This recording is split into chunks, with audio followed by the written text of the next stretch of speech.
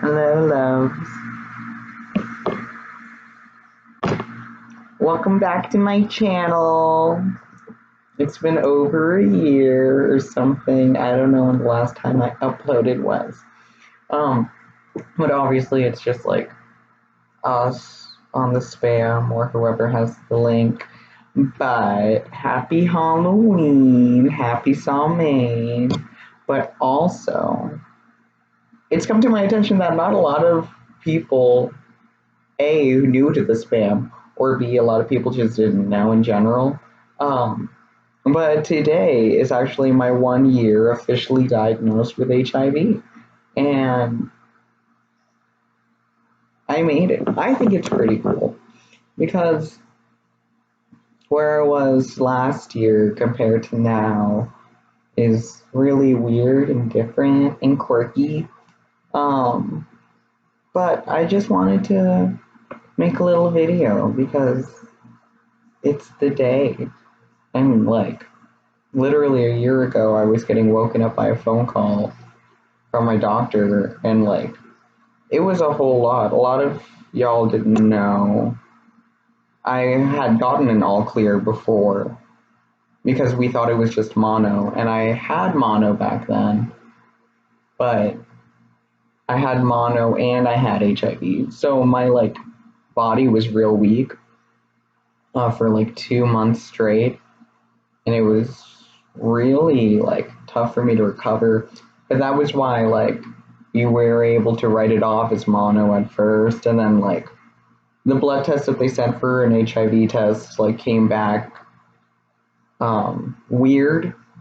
It didn't say that I had it. It didn't say that I didn't have it, but my doctor interpreted it as I didn't have it. So a week before I got diagnosed, I thought I was okay. So for me to get a call after feeling so relieved that I actually didn't have it, and then finding out that I do have it, um, was a lot for me. And yeah, it was a year ago that I told my family and my close friends, but not a lot of people still know just because, like, well, I don't look like somebody who you would classify as being diagnosed because a lot of people still have an idea of what somebody looks like of who has HIV. And not a lot of my family knows. None of my family outside of my immediate family knows. It's only my dad and my sister still.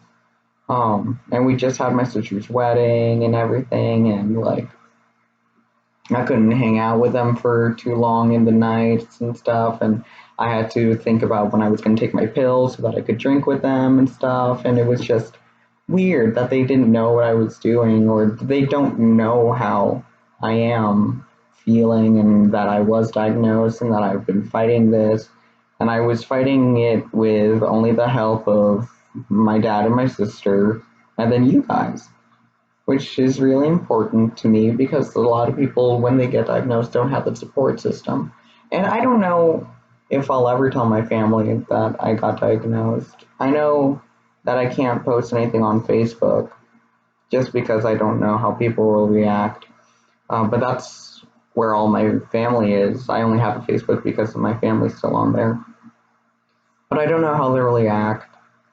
But I also have David's family on there, and David told me not to tell any of them because they aren't around a lot of gay people, so they don't really know what having a positive status is like. But this year has been a lot, and you guys know I caught it super early. I caught it within 3 months of me of me contracting it. Is when I got diagnosed. So we caught it super early. We caught it when it was still spiking in my system. Um, so we were able to get treatment really fast. The pharmacy that I was working through was great, but one of the things that sucked is that I have to send my medicine, I have to send my prescription all the way out to Tampa because my dad was so, I don't want to say ashamed of me, but he definitely was worried. He was scared mostly for anybody in our area to find out because people have been murdered because of their status. A lot of people hold someone's positive status over their head.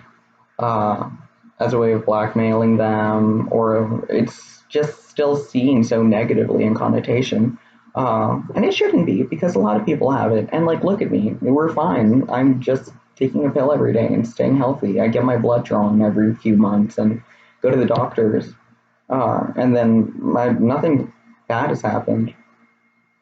But I got an undetectable status in December, and y'all know that because that's when I initially told all of you on the spam that I got diagnosed. Um, and that's when a lot of you actually found out, and I didn't tell a lot of you. Um, but yeah, I'll probably make another video on my 1 year of being undetectable. But obviously, the first like what 2 months of me being positive and starting to take my medicine and everything were rough. But I had David there too, because me and David are about to hit our 1 year of when we first started talking again. Because we just hit our 1 year of meeting each other. It was October 7th.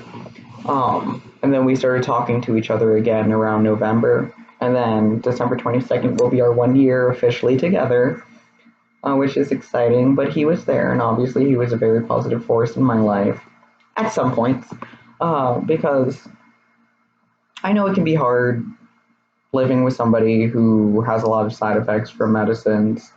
When my mom was going through chemo and stuff, obviously I experienced that myself, having to take care of her and seeing her go through all this stuff. Um, but I don't know, it was just weird because she was always just so positive.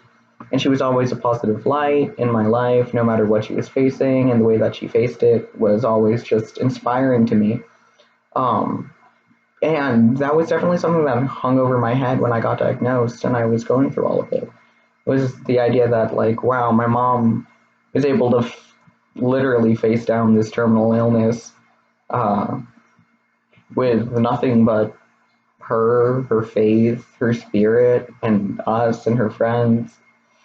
And she fought for a long time. Um, so that really held me up to a standard. I held myself up to that standard of what she placed for me. And I felt like that was a really important factor that played into me being so good over this past year with it.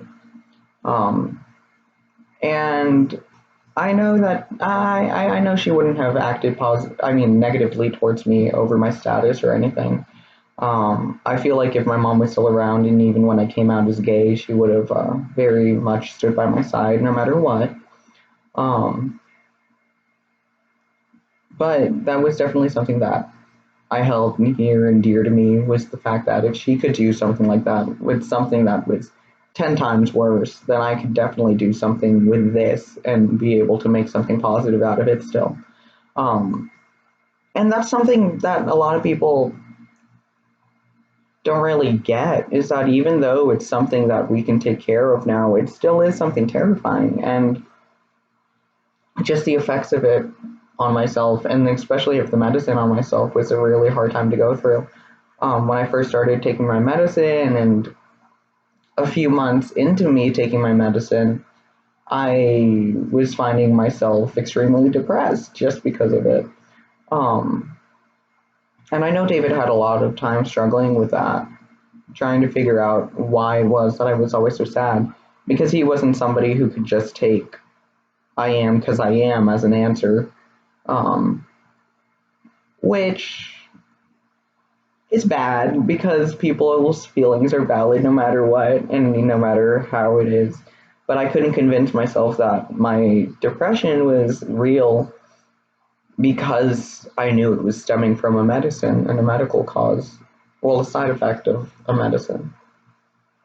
I couldn't justify in my head that I was feeling okay and the things I were feeling were right because it was coming from an outward source that wasn't myself. Um, so that was hard for me to struggle with. But then obviously David came around to realize, like, oh fuck, I'm not helping him feel better. So he definitely turned around and started helping me there. And of course I've had other side effects from the medicine and just like my status. Um, I'm tired. I get tired a lot sometimes.